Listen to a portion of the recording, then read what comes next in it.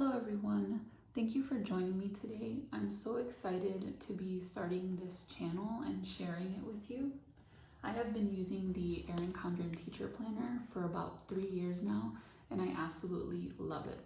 I love the functionality of it. I love that there is so much space to write everything I need, and of course the quality of the paper is unlike any other teacher planner I have used. And the interchangeable covers are gorgeous. This is one of my favorite ones, this kaleidoscope with gold foil. But as much as I love this planner, I have been hoping for more flexibility, a way to insert more pages or rearrange them when needed without having to recoil each time. I also realized that I don't need to carry the entire year with me all the time. I would love to have only one semester at a time, so it's not so bulky and heavy. So I was really excited when the binder version was introduced, and it is beautiful.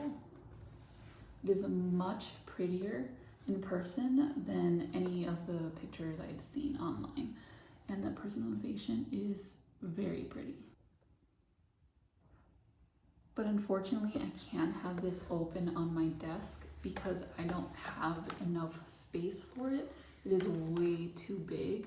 I also don't like having to open and close these rings to take out a lesson or insert a paper.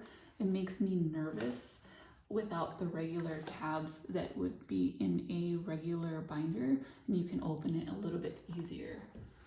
We are also starting a new curriculum next school year, and I know I will be bringing my planner home more often, and this would be way too big. It would take up too much space in my bag.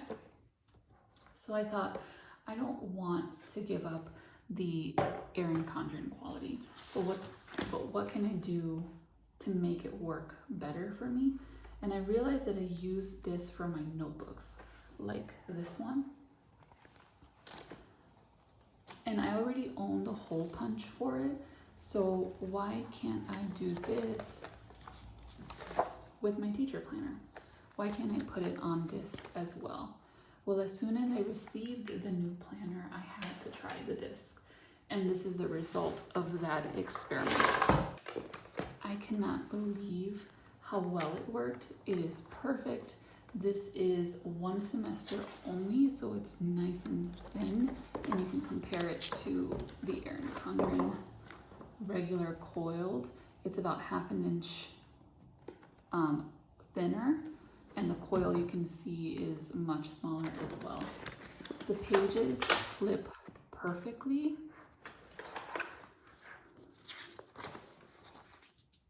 I can take out a page whenever I need or insert one in pretty quickly. I can flip it over,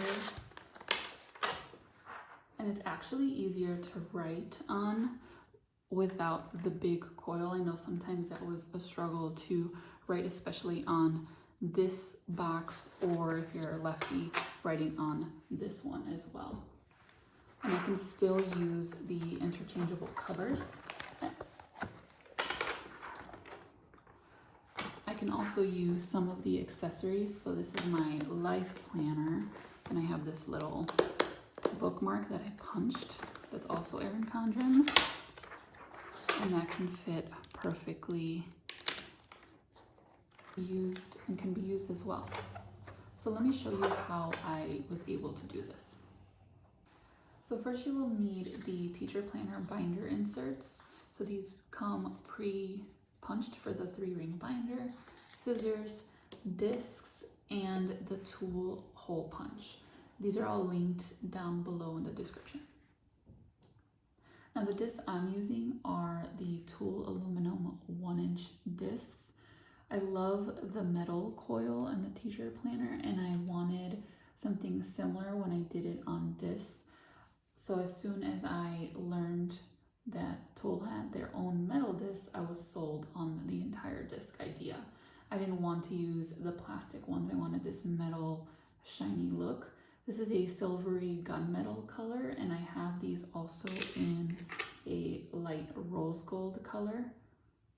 and there's also a gold color one as well. Unfortunately, they do only come in 1 inch for the metal ones, so if you are okay with carrying one semester at a time, these will work perfectly. I tried the full year and it did not fit well, especially if you want to add pages. So if you want the whole year in your binder with the discs, I suggest the 1.5 inch discs that come in a black color.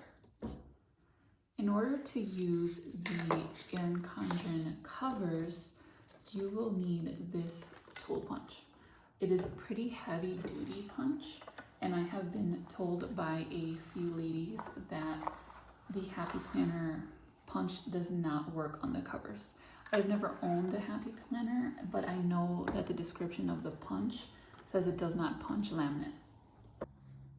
So for the pages, I tried at first to avoid punching on top of the 3 holes that are already there, but that was not possible. So I made sure instead that I punched precisely on the middle hole, so it wouldn't create a much bigger and different hole that can interfere with turning the pages. The top and the bottom holes will be left untouched once you go ahead and punch it. On the punch, I set it to 11.1 or 11 and 1 more tick mark. So this one has a nice little ruler. That's 11 and then 1 more. And there we go. Make sure that when you're punching, the paper is inserted all the way so you can feel when it is hitting the back guide. So you want to use this guide, of course, the one that we changed, and then make sure that the paper is going all the way in. You should also see that the top and the bottom holes, so there's the top one, there's the bottom one, will be left untouched. And at the middle hole, which is right there, should be punched directly on top. So I'm gonna set this down, make sure it's inserted perfectly. And there we are. And I was able to punch 3 papers at a time. I think that is a good, efficient way to do it. And I think after 4 papers, because this is so thick, it becomes a little bit more difficult to punch it, especially with one hand. For the cover, I trimmed off the coil holes as close to them as possible because I wanted the cover to cover the tabs. So if you see, the cover is protecting those tabs. So I took my cover and scissors and just simply cut as close to those coil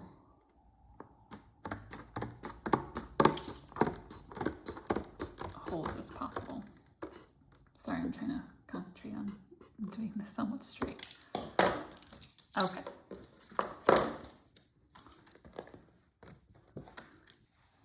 So for the punch, I set it to 11.2 or 11 and 2 more tick marks because the cover is slightly bigger than the pages. And again, I already have it on 11.1 from the pages. I'm just gonna go 1 more. There we are. When I insert my cover, I want to make sure it's the right direction. So when I open it, it's going to be like this. I have messed this up previously, especially with the back cover. So just be really careful with how you're punching it, because once you remove the coils, you don't know, which one originally had the coils. Okay, so when you insert the cover, you again want to make sure that you're using the bottom guide and you are inserting it completely. You should feel that it's not stuck. You should feel the back guides. And then this is gonna take a little bit more muscle than the pages, but it definitely works. I usually do this with 2 hands and sometimes standing up, but it definitely works, so don't be afraid. So I'm making sure this is on the guides and all the way, and I can go ahead and punch it. And there we go. So out of the way a little bit so you can see they're all there. And I can go ahead and put this into my planner.